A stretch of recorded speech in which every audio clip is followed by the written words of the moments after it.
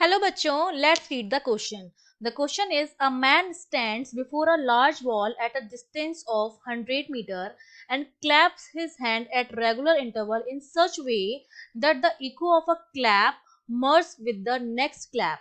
If he claps 5 times during every 3 seconds, find the velocity of sound in air. तो हमें क्या निकालनी है? साउंड की वेलोसिटी कैलकुलेट करनी है। तो देखिए इस क्वेश्चन को सॉल्व करने के लिए जो की कॉन्सेप्ट आपको पता होना चाहिए, हमें क्या निकालनी है? वेलोसिटी निकालनी है साउंड की। और हम जानते हैं कि जो हमारी वेलोसिटी होती है, अगर यहाँ पर मैं वेलोसिटी की बात करूं तो वेलोसिटी जो मेरी होती है वो क्या होती है? डिस्टेंस अपॉन टाइम होती है। ठीक है, तो अगर मुझे वेलोसिटी निकालनी है तो एक तो मुझे डिस्टेंस निकालनी पड़ेगी और दूसरा मुझे क्या कैलकुलेट करना पड़ेगा? टाइम कैलकुलेट करना पड़ेगा।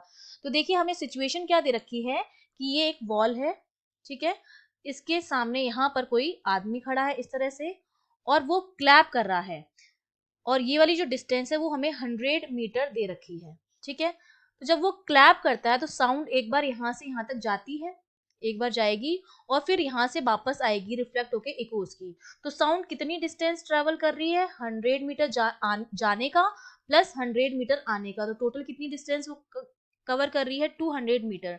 तो साउंड की डिस्टेंस जो आ गई वो हमने 200 मीटर निकाल दी है। क्वेश्चन में कह रहा है कि दूसरा क्लैप वो तब करता है जब पहले वाली क्लैप इको होकर वापस यहाँ तक पहुंचती है, तब वो दूसरी क्लैप करता है।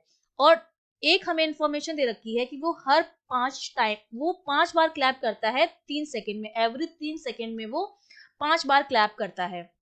ठीक है, तो डिस्टेंस मेरी ये है। तो अगर मैं टाइम निकालना चाहूँ तो टाइम मेरा आ जाएगा वो कितना? अगर हमने मान लिया कि जो वेलोसिटी है साउंड की वो v है, ठीक है, तो टाइम जो आ जाएगा कितना टाइम होगा? वो हो जाएगा 200 डिस्टेंस अपॉन वेलोसिटी। ठीक है, अब हमें क्या दे रखा है कि 5 टाइम्स वो करता है 3 सेकेंड, मतलब 5t जो है मेरा वो 3 के बराबर है। तो यहाँ से t की जो वैल्यू आ गई मेरे पास वो कितनी आ गई? 3/5 सेकेंड आ गई है। ठीक है, 5 सेकेंड आ गई है, क्योंकि वो 3 सेकेंड में 5 बार कर रहा है। तो 5t = 3, तो t हमारा 3/5 आ गया। तो यहाँ पर अगर मैं t की वैल्यू इस इक्वेशन में पुट कर दूं तो मेरे पास वेलोसिटी आ जाएगी 3/5 = 200 अपॉन v। तो v मेरा आ जाएगा 1000/3। तो इसको जब हम सॉल्व करेंगे तो मेरे पास कितना आ जाएगा? ये हो जाएगा 333.33 मीटर पर सेकेंड। ये हमारी आ गई है साउंड की स्पीड, और यही हमें कैलकुलेट करनी थी, तो ये हमारा आंसर हो गया। I hope you understood well. All the best.